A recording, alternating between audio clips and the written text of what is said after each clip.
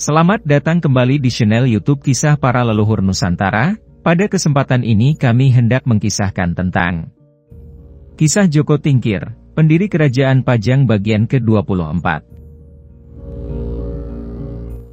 Sang tukang rumput dihadapkan kepada Arya Penangsang.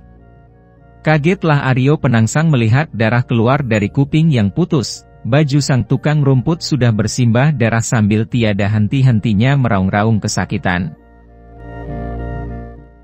Arya Penangsang mengenali sang tukang rumput ini yang biasa memberi makan kuda hitam kesayangannya, Gagak Rimang. Sang tukang rumput menceritakan bahwa ketika ia sedang motong rumput, ada sekelompok orang, dan tiba-tiba memotong telinganya, dan memberikan surat agar disampaikan kepada Arya Penangsang.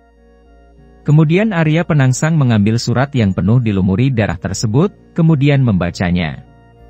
Penangsang keparat, jika kamu benar-benar seorang lelaki, ayo duel tanding denganku. Aku tunggu di tepi sungai Bengawan sore.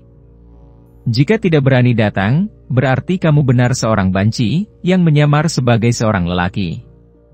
Berangkatlah tanpa prajurit kalau berani. Aku orang Selo sudah gatal ingin memenggal kepalamu. Arya Penangsang sangat marah ada yang berani mengganggu tukang rumput yang selalu merawat Gagak Rimang.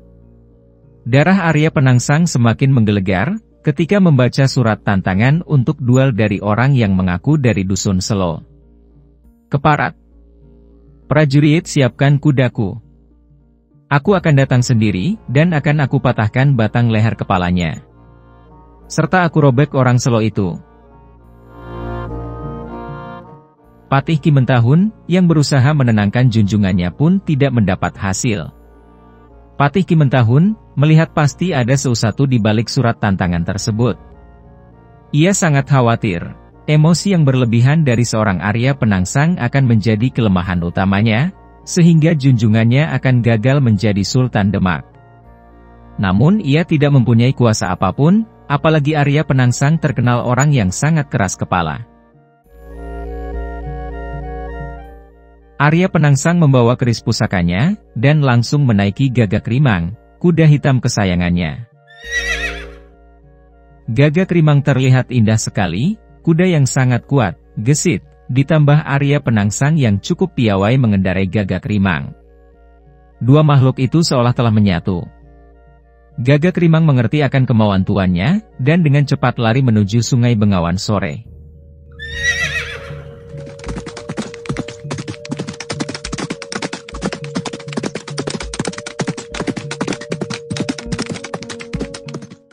Sungai Bengawan sore, sudah seperti garis pemisah antara Jipang dan Pajang. Sunan Kudus telah merajah sungai ini, di mana siapa yang pertama kali menyerang dengan melalui sungai ini, maka ia akan menderita kekalahan. Hal ini sudah diketahui oleh Arya Penangsang, ataupun Joko Tingkir, dan tentu saja tangan kanan Joko Tingkir seperti Ki Ageng Pemanahan, Ki Juru Mertani, dan Ki Penjawi. Ki Juru Mertani memang ahli strategi, ia sudah menyiapkan strategi khusus agar dapat mengalahkan Arya Penangsang.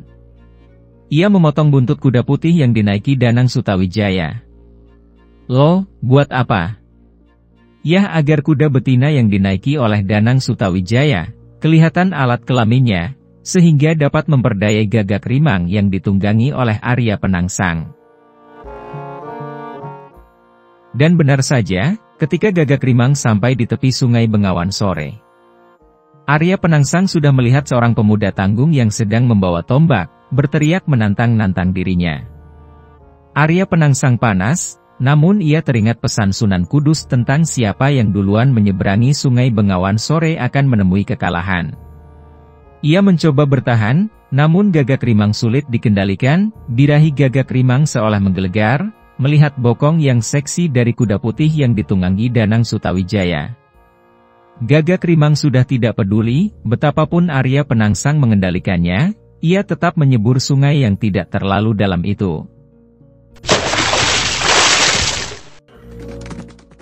Gagak Rimang memburu kuda putih tersebut. Selain membawa keris Kiai Setan Kober, Arya Penangsang juga mengenggam sebuah tombak, yaitu tombak Kiai Dandang Mungsuh. tidak mengindahkan lagi larangan untuk tidak menyeberangi Kali Bengawan sore. Arya Penangsang sampai di tepi kali. Ia langsung dihujani dengan berbagai anak panah, yang dilepaskan oleh para prajurit. Tidak satupun anak panah yang bisa melukainya. Bahkan lontaran belasan tombak seolah percuma saja, tidak ada yang bisa melukai dirinya. Kesaktian Arya Penangsang memang sudah diduga oleh Ki Jurumertani, namun ia sangat yakin bahwa setiap orang sakti pasti ada kelemahannya. Dan strategilah yang bisa menjawab hal itu semua. Sementara Danang Sutawijaya turun dari kudanya, dan ia dikawal oleh Ki Ageng Pemanahan dan Ki Penjawi. Kudanya sendiri dipegang oleh Ki Jurumertani. Kuda betina ini sengaja bokongnya diarahkan kepada kuda hitam yang ditunggangi oleh Arya Penangsang. Kemudian dituntun dijalankan maju, mundur, maju mundur. Jiah, sudah buntutnya dipotong, kemudian dilatih maju mundur mirip seperti seorang model melangkah di atas catwalk. Gagak Rimang langsung menggelegar birahinya, ia berkali-kali berjingkrak mirip seperti logo mobil Ferrari. Pelan-pelan Danang Sutawijaya maju ke depan. Ki Ageng Pemanahan dan Ki Penjawi pelan-pelan mundur. Hal ini membuat Arya Penangsang semakin marah, seolah untuk menghadapi dirinya cukup seorang bocah ingusan. Ia pun berkata, "Hei keparat, mana Karbet? Hanya seorang banci yang mengutus seorang bocah ingusan untuk menghadapiku.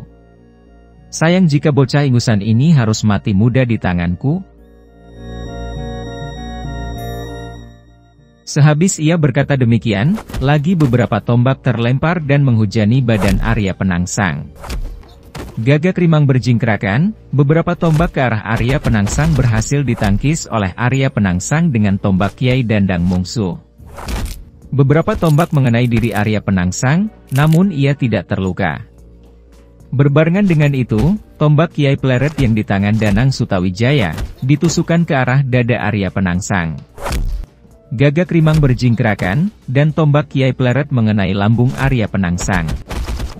Jliep, ternyata kulit Arya Penangsang tidak kebal terhadap tombak Kiai Pleret. Darah mengucur dari lambungnya. Arya Penangsang tidak menyangka, ia semakin murka.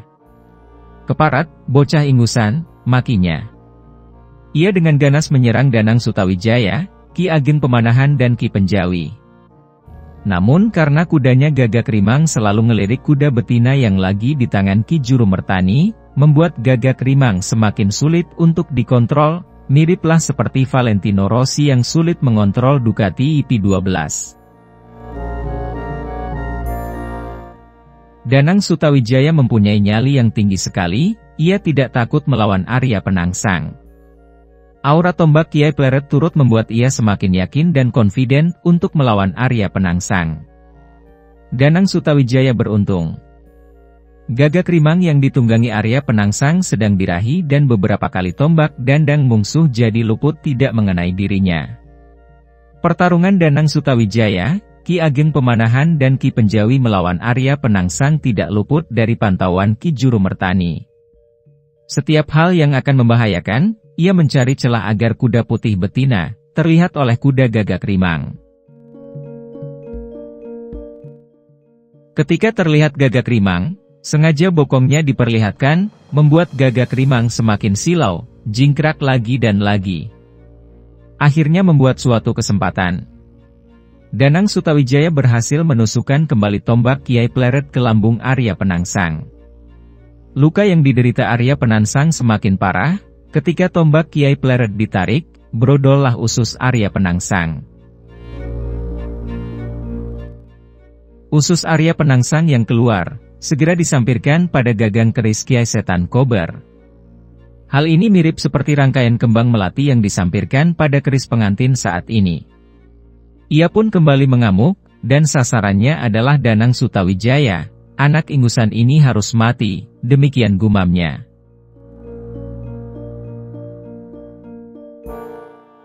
Selanjutnya, bagaimana akhir pertarungan antara Danang Sutawijaya melawan Arya Penangsang? Ikuti episode berikutnya. Para pecinta dan para subscriber YouTube Kisah Para Leluhur Nusantara, Kiranya cukup sekian dulu, silahkan ikuti kisah-kisah selanjutnya di waktu dan jam yang sama, dengan cara klik subscribe dan juga loncengnya, agar Anda selalu mendapatkan notifikasi jika channel YouTube ini mengupload video kisah terbaru.